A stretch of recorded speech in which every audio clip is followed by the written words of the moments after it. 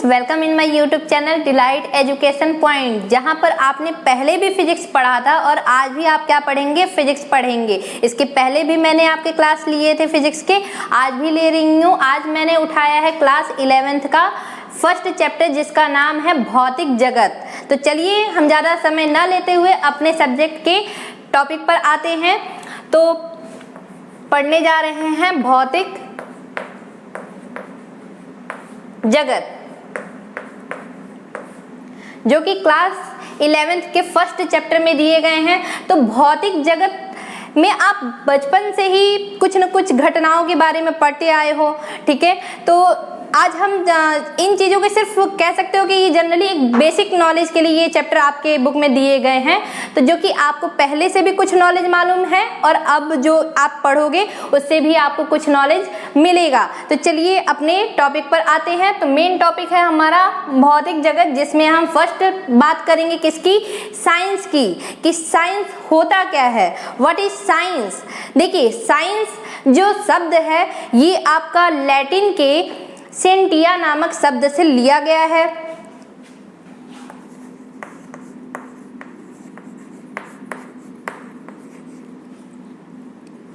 देखिए ये क्या है, लैटिन के सेंटिया नामक शब्द से लिया गया है, जिसका अर्थ होता है जानना। आप तो जानते हो कि जो मानव होता है ये जिज्ञासु इतना होता है कि हर चीज़ों को जानने की इच्छा रखता है। बच्चे से लेकर बड़े तक सभी क्या करते हैं, कुछ न कुछ चीज़ों को जानने की कोशिश में लगे रहते हैं। बच्चों ढंग से किसी चीज़ को जानने का ज्ञान ही हमारा क्या है, या साइंस, फिजिक्स। तो ध्यान दीजिए, फिजिक्स शब्द जो होता है ये ग्रीक भाषा के, ठीक है, ग्रीक भाषा के फ्यूसिस वर्ड से लिया गया है, जिसका मतलब होता है प्रकृति, ठीक है। प्रकृति मीन्स प्राकृतिक चीजों का अध्ययन, या कह सकते हो कि प्रकृति में घटने वाली प्राकृतिक अध्ययन ही क्या कहलाता है, हमारा भौतिक विज्ञान, फिजिक्स, ठीक है।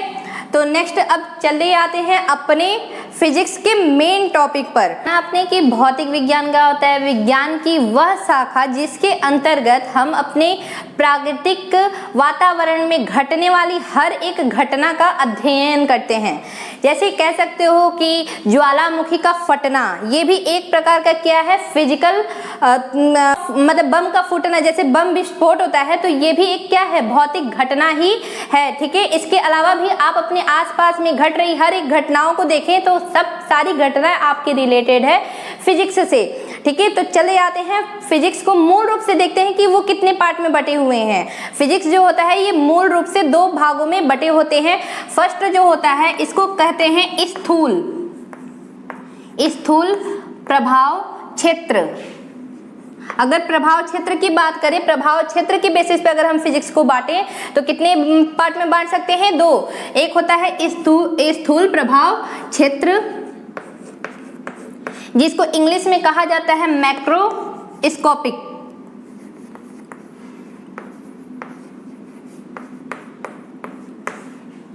तो फर्स्ट है स्थूल प्रभाव क्षेत्र और दूसरा होता है सूक्ष्म प्रभाव क्षेत्र, जिसे इंग्लिश में कहा जाता है माइक्रोस्कोपिक।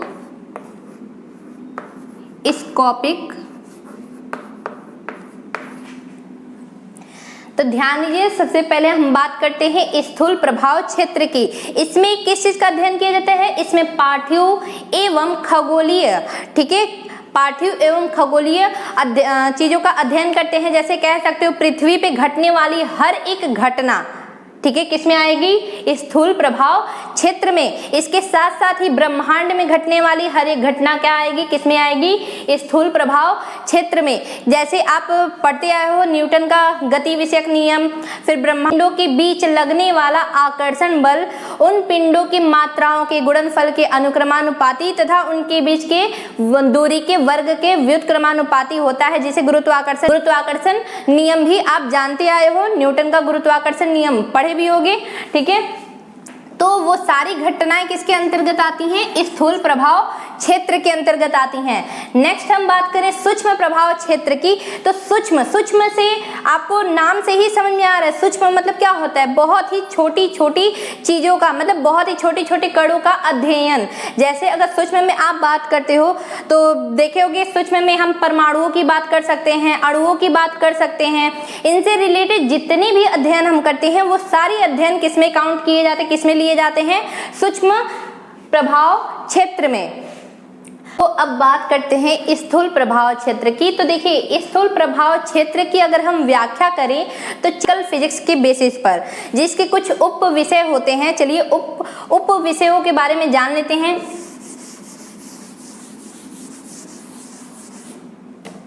फर्स्ट,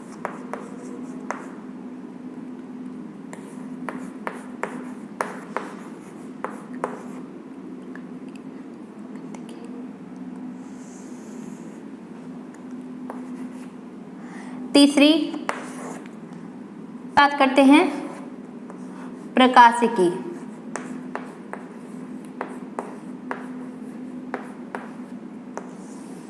और चौथी वैद्युत गतिकी।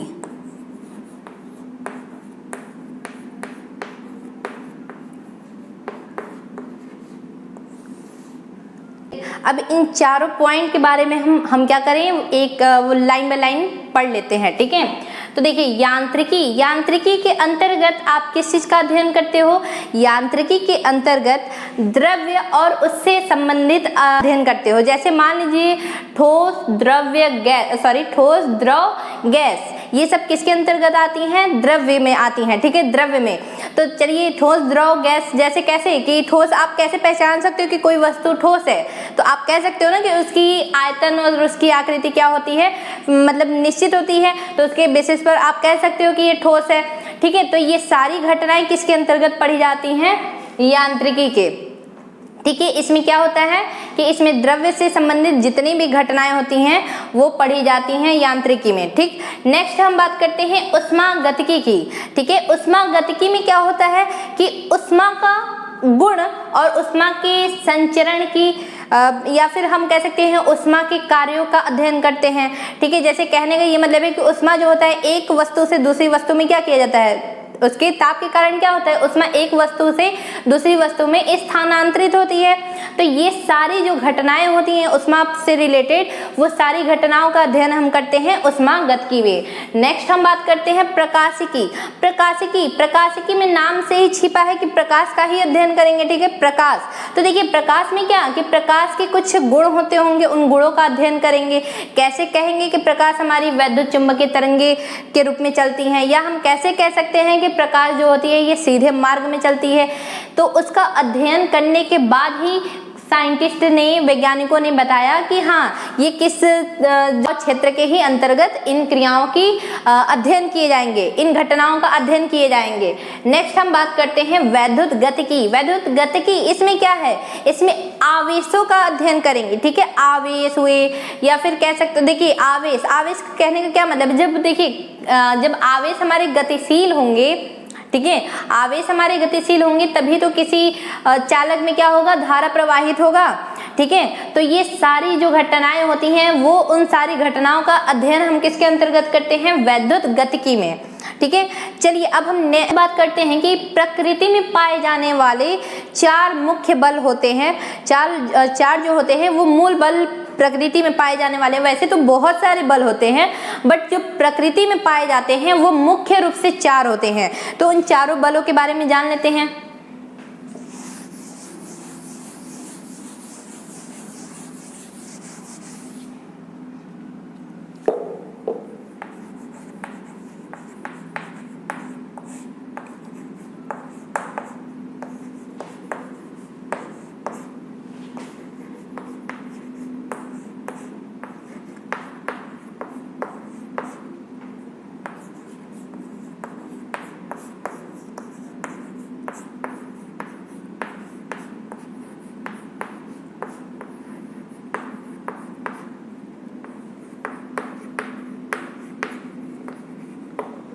देखिए प्रकृति में पाए जाने वाले जो बल मुख्य, ऐसे तो बहुत ढेर सारे बल आपने सुने भी होंगे, बहुत ढेर सारे बल पाए जाते हैं, लेकिन बात की जा रही है किसकी, प्रकृति की बेसिस पे, मतलब नेचर के बेसिस पे। तो प्रकृति में पाए जाने वाले जो बल होते हैं मुख्य रूप से वो 4 होते हैं। वो 4 बलों के बारे में जान लीजिए। पहला होता है गुरुत्वाकर्षण बल,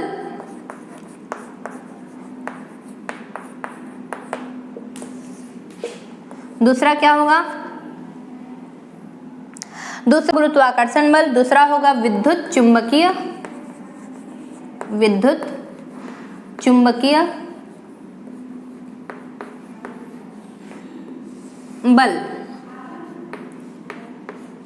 तीसरा प्रबल नाभिकीय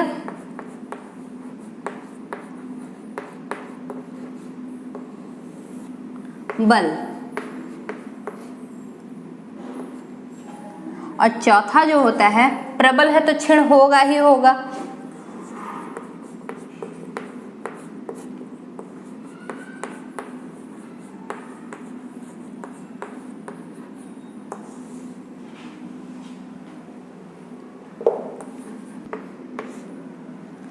चलिए तो एक एक करके सारे बलों के बारे में जान लें।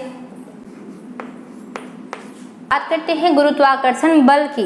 तो देखिए गुरुत्वाकर्षण बल में क्या होता है कि ब्रह्मांड में 2 पिंडों के बीच, ठीक है, ब्रह्मांड में 2 पिंडों के बीच लगने वाला आकर्षण बल उन पिंडों की मात्राओं के गुणनफल के तथा उनके बीच की दूरी के, उनकी मात्राओं के गुणनफल के समानुपाती तथा उनके बीच की दूरी के वर्ग के व्युत्क्रमानुपाती होता है।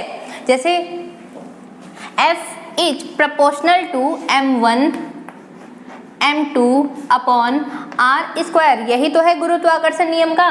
तो देखिए इसके अकॉर्डिंग क्या है कि ब्रह्मांड में 2 पिंडों के बीच वाला आकर्षण बल उन पिंडों की मात्राओं के गुणनफल के अनुक्रमानुपाती तथा उनके बीच की दूरी के वर्ग के व्युत्क्रमानुपाती होता है। अब देखिए यहाँ से जब ये प्रोपोर्शनलिटी के साइन को अगर हम हटाते हैं तो वहां पे एक नियतांक लगाते हैं जिसे गुरुत्वीय नियतांक कहते हैं, ठीक है। तो ये हो जाएगा m1 m2 upon r square. अब इस g की भी वैल्यू होती है, तो जान लेते हैं इस g की वैल्यू कितनी होती है। g इक्वल टू 6.67 इंटू 10 के पावर -11।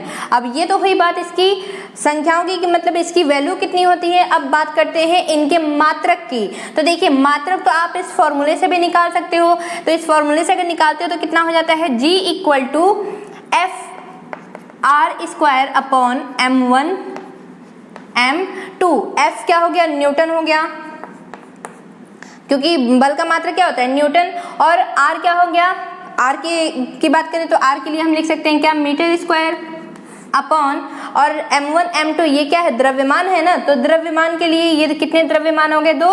तो यहाँ पे लिख सकते हैं किग्रा स्क्वायर। तो इसका जब मात्रक की बात करेंगे तो मात्रक क्या बन जाएगा, न्यूटन मीटर स्क्वायर अपॉन किग्रा स्क्वायर, न्यूटन मीटर स्क्वायर प्रति किग्रा स्क्वायर। तो ये रही बात किसकी, गुरुत्वाकर्षण बल की। तो न्यूटन ने यह भी बताया कि ब्रह्मांड में, ठीक है, ब्रह्मांड कह सकते हो कि पृथ्वी पर हर एक कण दूसरी कण पर क्या करती है, एक बल आरोपित करती है, एक आकर्षण बल लगाती है, ठीक है। तो अब ये नेक्स्ट हम बात करते हैं विद्युत चुंबकीय बल की। चलिए विद्युत चुंबकीय बल को भी जान लेते हैं। नेक्स्ट बात करते हैं विद्युत चुंबकीय बल की। देखिए यहाँ पे विद्युत मतलब यहाँ पे आवेश की भी बात होगी, चुंबकीय मतलब यहाँ पे चुंबक की भी बात होगी, और यहाँ पे बल जो लगेगा, ठीक है, ध्यान दीजिए। तो इसमें क्या कहा जा रहा है कि आवेशों के कारण, देखिए आवेश ऐसे ही थोड़ी ना कोई भी प्रभाव क्षेत्र उत्पन्न करेगा, कोई भी प्रभाव थोड़ी ना उत्पन्न करेगा। ऐसे आवेश जब गतिशील हो तो वो क्या करेगा, चुंबकीय प्रभाव उत्पन्न करेगा, ठीक है। आवेश अगर गतिशील हो तो वो क्या उत्पन्न करेगा, चुंबकीय प्रभाव। और ये चुंबकीय क्षेत्र आवेशों पर क्या लगाएगा, एक बल लगाएगा, जिसे हम क्या कहते हैं, विद्युत चुंबकीय बल।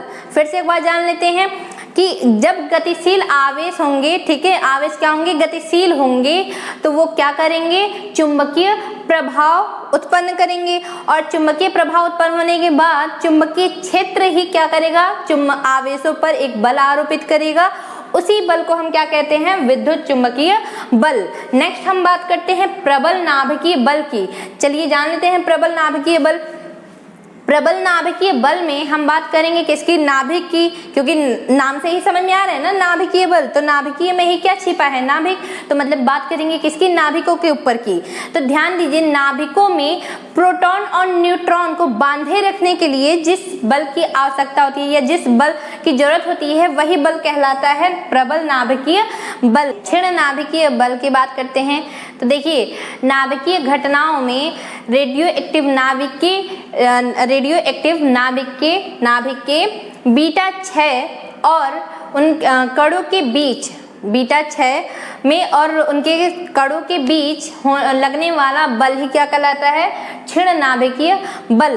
तो देखिए क्षीण नाभिकीय बल जो होता है ये कंपेयर किसकी, प्रबल नाभिकीय बल के कंपैरिजन में अधिक दूरी पर जाने पर ये क्या हो जाता है, विलुप्त हो जाते हैं हर एक टॉपिक की लाइन बाय लाइन। तो देखिए यांत्रिक ऊर्जा संरक्षण का नियम, ये संरक्षी बल की उपस्थिति में, किस बल की उपस्थिति में, संरक्षी बल की उपस्थिति में जब हम निकाय की मतलब किसी सिस्टम की, ठीक है, यांत्रिक ऊर्जा की अगर हम बात करें, किसी निकाय की यांत्रिक ऊर्जा मतलब क्या, गतिज ऊर्जा और स्थितिज ऊर्जा का योग, ठीक है। तो बात हो रही है कि यदि किसी निकाय की यांत्रिक ऊर्जा संरक्षी बल की उपस्थिति में क्या होती है, नियत होती है, ठीक है। नेक्स्ट बात करते हैं ऊर्जा संरक्षण का व्यापक समीकरण की। तो इसमें क्या होता है कि इसमें बात संरक्षी बल की नहीं होती है, इसमें बात किसकी होती है, असंरक्षी बल, ठीक है। तो कहने का पहले तो जानते हैं कि संरक्षी बल और असंरक्षी बल होता क्या है। तो देखिए संरक्षी बल की पहले बात करते हैं, जब किसी वस्तु को एक स्थान से दूसरे स्थान पर ले जाते हैं, या कह सकते हो कि जब किसी वस्तु को एक स्थान से दूसरे स्थान पर विस्थापित किया जाता है तो उसमें होने वाला जो कार्य होता है वो पथ पर निर्भर न करके किस पर निर्भर करे, विस्थापन पर। तो वो बल कौन सा बल कहलाएगा, संरक्षी बल कहलाएगा। कौन सा बल कहलाएगा, संरक्षीय बल। जैसे इसमें एग्जाम्पल आप ले सकते हो गुरुत्वाकर्षण बल की, और भी बहुत सारे एग्जाम्पल हैं, ठीक है। नेक्स्ट हम बात करते हैं किसकी, असंरक्षीय बल की। तो बात कर लेते हैं असंरक्षीय बल की। देखिए इसमें क्या होता है, जस्ट ये थोड़ा सा क्या है, अपोजिट है, कि कहने का ये मतलब है कि किसी वस्तु को जब एक स्थान से दूसरे स्थान पर विस्थापित किया जाए तो जो उसमें कार्य हो रहे हैं वो कार्य पथ पर क्या करे, निर्भर करे, या कह सकते हो वेग पर निर्भर करे, ठीक है। तो होने वाला जो कार्य है वो किस पर निर्भर करे, पथ पर निर्भर करे, तो वो बल कौन सा बल कहलाएगा, असंरक्षीय बल कहलाएगा। जैसे घर्षण की भी आप बात कर सकते हो, घर्षण एग्जाम्पल में ले सकते हो, ठीक है। तो चलिए नेक्स्ट, हाँ बात हो रही थी ऊर्जा संरक्षण के व्यापक समीकरण की। तो कहने का ये मतलब है कि असंरक्षीय बल की उपस्थिति में, असंरक्षी बल की उपस्थिति में विश्व ऊर्जा की बात हो रही है। हर एक ऊर्जा मतलब गतिज ऊर्जा ले लो, स्थितिज ऊर्जा ले लो, या फिर आप वैद्युत ऊर्जा ले लो, प्रकाशीय ऊर्जा ले लो, सारी ऊर्जाओं की बात हो रही है। विश्व की समस्त ऊर्जाओं का मान क्या होता है, नियत होता है असंरक्षीय बल की उपस्थिति में, ठीक है। नेक्स्ट हम बात करते हैं द्रव्यमान ऊर्जा संरक्षण का नियम। तो जान लेते हैं व्यापक द्रव्यमान, ठीक है, व्यापक द्रव्यमान ऊर्जा संरक्षण के नियम से, व्यापक द्रव्यमान ऊर्जा संरक्षण के नियम से विश्व के संपूर्ण द्रव्यमान और ऊर्जा का योग क्या रहता है, संरक्षित रहता है, ठीक है। तो यहाँ पर दिखाई भी दे रहा है द्रव्यमान और ऊर्जा, मतलब दोनों की ही बात हो रही है। तो फिर से जान लेते हैं इस चीज को, द्रव्यमान ऊर्जा संरक्षण के नियम को। तो ध्यान दीजिए कि व्यापक द्रव्यमान ऊर्जा संरक्षण के नियम से, व्यापक द्रव्यमान ऊर्जा संरक्षण के नियम से विश्व के संपूर्ण द्रव्यमान तथा ऊर्जा क्या होती है, विश्व के संपूर्ण द्रव्यमान तथा ऊर्जा का जो योग होता है वो क्या रहता है, संरक्षित रहता है। नेक्स्ट हम बात करते हैं रेखीय संवेग संरक्षण के सिद्धांत की, ठीक है। रेखीय संवेग संरक्षण के सिद्धांत की बात कर लेते हैं।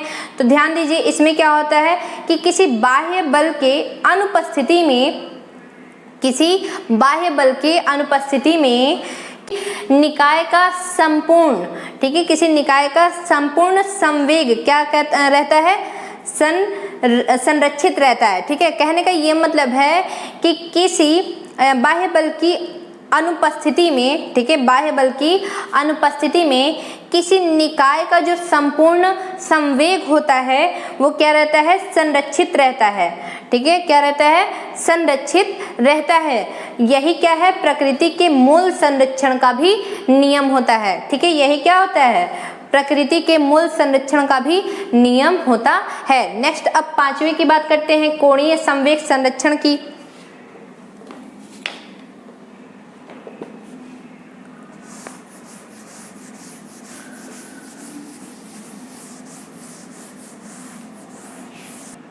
चलिए तो नेक्स्ट बात करते हैं किसकी, कोणीय संवेग संरक्षण के नियम की। तो जान लेते हैं, देखिए किसी अक्ष के परितः घूर्णन करने के लिए, किसी अक्ष के परितः घूर्णन करने के लिए किसी कह सकते हो स्वतंत्र किसी निकाय पर क्या लगाया जाए, बाह्य बल आघूर्ण लगाया जाए, ठीक है, किसकी, कोणीय संवेग संरक्षण के नियम की। तो देखिए यदि किसी अक्ष के परितः घूर्णन करने के लिए, किसी अक्ष के परितः घूर्णन करने के लिए यदि किसी निकाय पर, ठीक है, यदि किसी स्वतंत्र निकाय पर बल आघूर्ण न लगाया जाए तो क्या होगा, बल आघूर्ण न लगाया जाने का मतलब कह सकते हो कि बल आघूर्ण कार्य न करे, ठीक है, उस घूर्णन करने के लिए निकाय का संपूर्ण संवेग जो होगा वो क्या होगा, संरक्षित रहेगा, ठीक है। ये सारी पॉइंट आपको बता दिए गए हैं फर्स्ट चैप्टर के। तो सारी चीज़ों को पढ़ने के बाद आप इसको एक बार खुद से भी क्या करना, रीड करना, तब सारी चीज़ें आपको समझ में आएंगी। तो आज हम यहीं पर अपने क्लास को एंड करते हैं, फर्स्ट चैप्टर खत्म हो गया। नेक्स्ट चैप्टर हम अपने नेक्स्ट वीडियो में लेकर आएंगे।